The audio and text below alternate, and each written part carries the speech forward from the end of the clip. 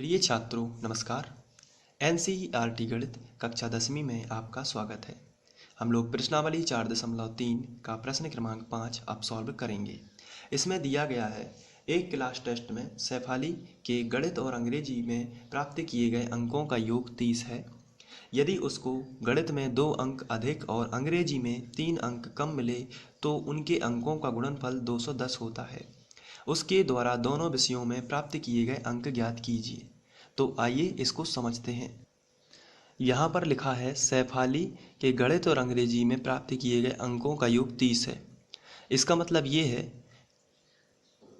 सैफाली के गणित और अंग्रेजी दोनों को जोड़ दिया जाए। यदि गणित के अंक और अंग्रेजी के अंक दोनों को जोड़ दिया जाए तो 30 होता है। ऐसी स्थिति में अगर हमें गणित के अंकों का पता नहीं है, ना ही हमें अंग्रेजी के अंकों का पता है, यदि हम गणित के अंक यदि माना कि गणित में उसे 10 अंक मिले तो अंग्रेजी में कितने मिले होंगे? तो आप कहोगे कि टोटल उसे 30 मिले हैं। अगर गणित 30 में से गणित के अंक यानी 10 निकाल लिए जाएं तो कितने बचेंगे? 20। तो आपको यदि गणित के अंक पता हैं तो अंग्रेजी के अंक आप पता कर सकते हो। कैसे पता करोगे? उसका आंसर है कि आप 30 में से गणित के अंकों को घटाओगे तो कितना आ जाता है? अंग्रेजी का अंक आ जाता है। जैसे गणित का यदि माना कि सैफाली को गणित में 10 अंक मिले तो अंग्रेजी में कितने मिलेंगे? 30 में से 10 आप घटाओगे। यहाँ पर 30 में से 10 आप घटाओगे तो कितने मिले? 20 मिले। यदि माना कि सैफाली को गणित में 20 अंक मिले तो अंग्रेजी में कितने मिले होंगे? तो आप कहोगे कि टोटल तो कितना है? 30 है। उसे गणित में 20 मिल चुके हैं यानी 30 में से 20 तो निकल चुके हैं, तो फिर कितने मिले होंगे? अंग्रेजी में 10 अंक। तो आपने क्या किया? इस बार 30 में से 20 को घटाया तो कितने मिले? 10। लेकिन ये तो हम समझ रहे हैं। अभी कंडीशन ये है कि हमें पता नहीं है कि गणित में कितने अंक मिले। तो हम मान लेते हैं माना सैफाली को गणित में x अंक मिले तो अंग्रेजी में कितने मिलेंगे? तो आप अंग्रेजी के अंक कैसे निकालते हो? 30 में से गणित के अंक घटाकर। तो यहाँ भी हम 30 में से गणित के अंक घटाएंगे, लेकिन गणित का अंक कितना है? x हमने माना हुआ है, तो यहाँ पर भी हम अंग्रेजी के अंक मानेंगे 30 माइनस x, क्योंकि दोनों का योग कितना है? 30 है।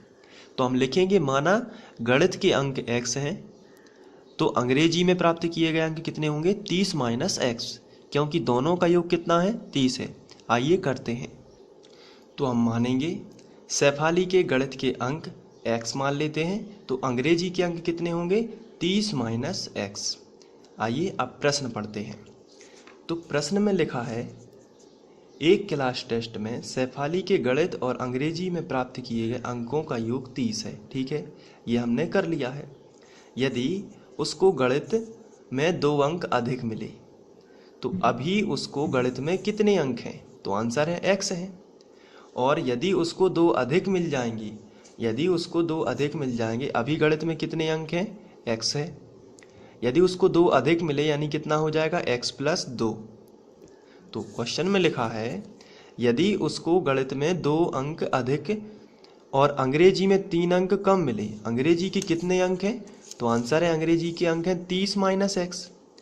लेकिन उसमें 30 माइनस x में यानी कि अंग्रेजी के अंक में, क्वेश्चन कह रहा है अंग्रेजी के अंक में, अंग्रेजी में 3 अंक जो हैं कम मिले। 3 अंक कैसे मिले? कम मिले। तो अंग्रेजी के अंक कितने हैं? 30 माइनस x। उसमें हम क्या करेंगे? 3 कम करेंगे। गणित में उसे 2 अंक अधिक मिले, गणित के अंक कितने थे? x। क्वेश्चन कह रहा है गणित में गणित के अंक से उसे 2 अधिक मिले और अंग्रेजी के अंक में उसे 3 कम मिले, तो अंकों का गुणनफल 210 होता। अंकों का गुणनफल यानी इसका गुणा और इसका गुणा दोनों कितना होता? 210 होता। तो ये इस तरीके से आपको करना है। x प्लस 2 और 30x माइनस x माइनस 3 बराबर 210। यहाँ से आपको एक समीकरण मिलेगा जिसको आप वर्ग समीकरण या द्विघात सूत्र का यूज करके हल कर सकते हैं गुणनखंड विधि या श्रीधराचार्य सूत्र से। तो इसको इस तरीके से सॉर्ट आउट करना है। तो शेफाली के गणित के अंक x हैं और अंग्रेजी के अंक 30 माइनस x हैं। क्वेश्चन में लिखा है यदि उसको गणित में 2 अंक अधिक मिले, तो हम लिखेंगे प्रश्नानुसार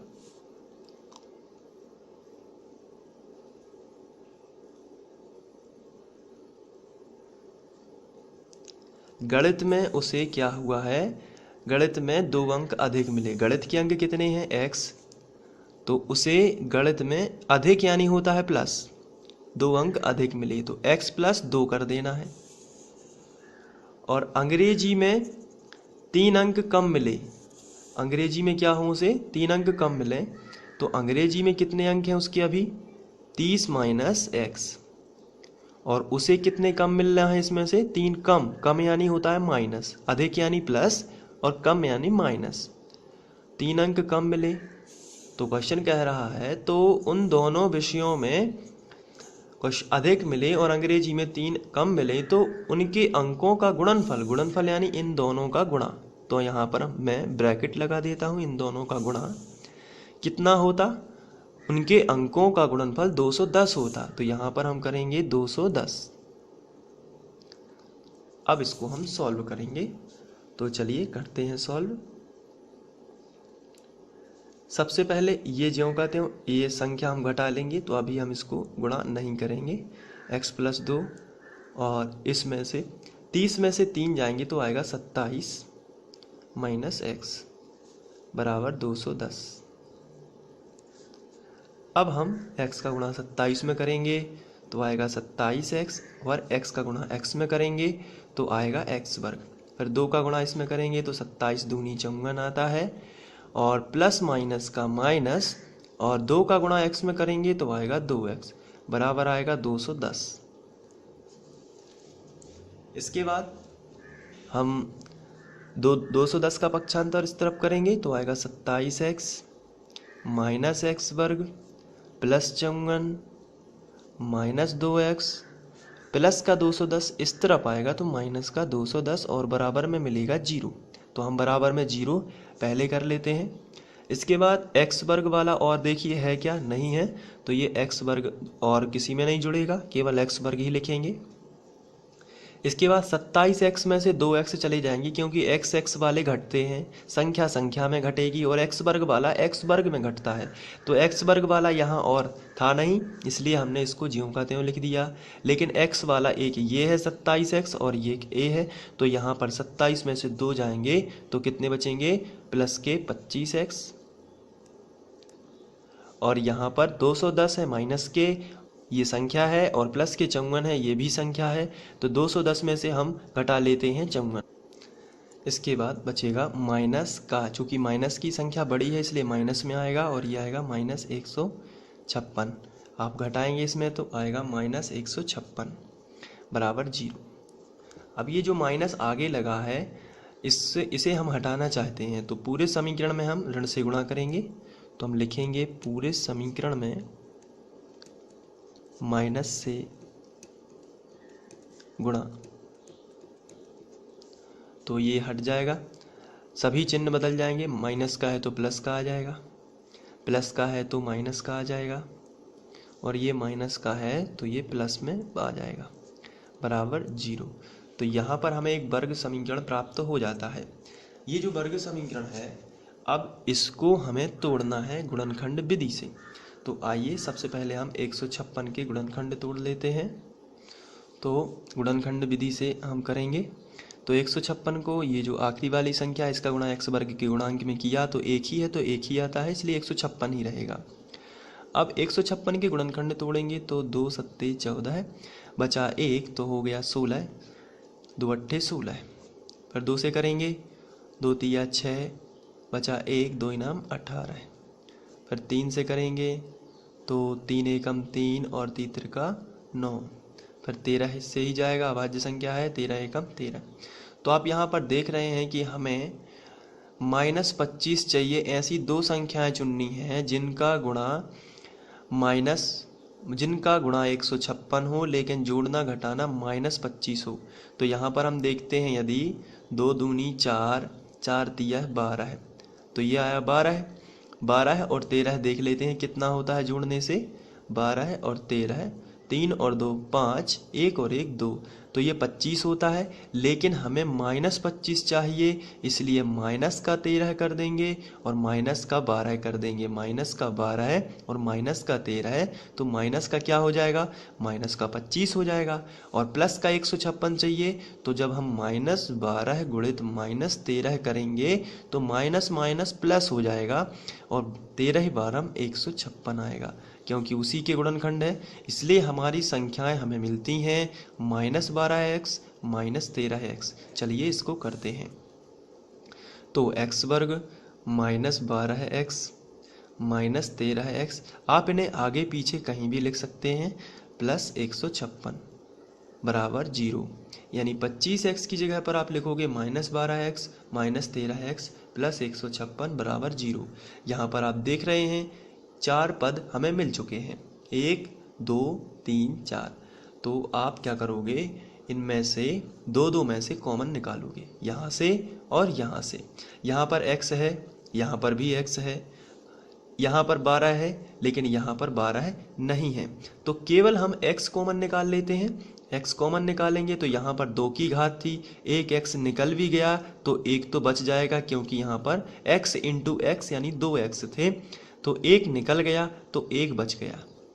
यहाँ पर भी एक x ये पूरा निकल गया तो केवल -12 ही शेष रह जाता है, तो यहाँ पर वही लिखेगा। इसके बाद माइनस लगा है तो माइनस तो कॉमन आएगा ही। यहाँ पर 13 है और 13 12 156 होता है, इसलिए 13 को हम उभयनिष्ठ निकाल सकते हैं, क्योंकि 13 की दुनिया में 156 आता है। कहने का मतलब है कि 13 की टेबल में 156 आता है, तो आप यहाँ पर -13 जो है उभयनिष्ठ निकाल सकते हो। तो यहाँ पर बचेगा x, और चूंकि माइनस जब भी कॉमन आता है तो अंदर का चिन्ह हम बदल देते हैं, मैं पहले भी आपको ये बता चुका हूँ। तो प्लस का क्या हो जाएगा, माइनस और 13 12 156। और यदि आपको फिर भी समझ में नहीं आता है तो यही कोष्टक आपको दोबारा लिख देना है और बराबर 0। आगे बढ़ते हैं, ये 2 जगह है तो इसको एक जगह लिखेंगे, कहने का मतलब उभयनिष्ठ निकालेंगे। तो x -12 दोनों में से कॉमन, तो बचेगा का x -13 बराबर 0। अब ये दोनों के कोष्टक के बराबर 0 लेंगे, यानी कि x -12 बराबर 0 या x -13 बराबर 0। -12 इस तरफ आएगा तो प्लस हो जाएगा, इसी तरीके से -13 इस तरफ आएगा तो ये भी प्लस हो जाएगा। तो x के हमें 2 मान मिलते हैं और दोनों पॉजिटिव हैं, इसलिए दोनों ही मान्य हैं। तो हम इनको स्थिति के अनुसार करेंगे। जब x बराबर 12 हो तो शेफाली के अंक हमने कितने माने थे, शेफाली के गणित के अंक हमने कितने माने थे, x, और x का मान कितना है अभी यहाँ पर 12 है, तो हम लिखेंगे जब x बराबर 12 हो तो शेफाली के अंक, तो शेफाली के गणित के अंक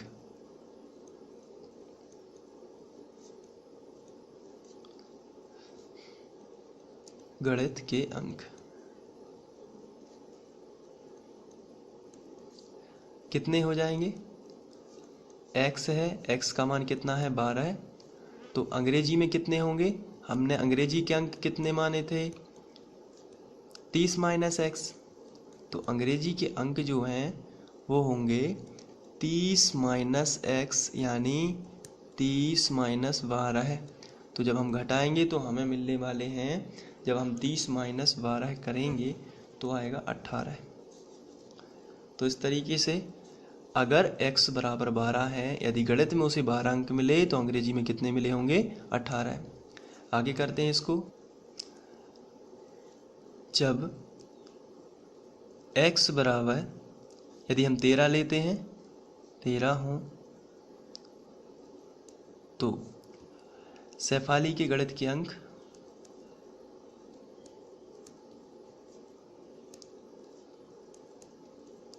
गणित के अंक 13 हो जाएंगे। तो अंग्रेजी के कितने होंगे, अंग्रेजी के अंक 30 -x यानी 30 -x यानी 30 -13, और 30 में से जब हम 13 घटाएंगे तो आएगा 17। तो इस तरीके से यदि शेफाली को गणित में 13 अंक मिलेंगे तो अंग्रेजी में 17 अंक मिलेंगे। तो इस तरीके से आप इसको नोट कर सकते हैं। मैं आपको स्क्रीनशॉट दे देता हूँ। यहाँ पर आप यहाँ से स्टार्ट करेंगे। ये पहला शॉट, ये दूसरा शॉट, ये तीसरा,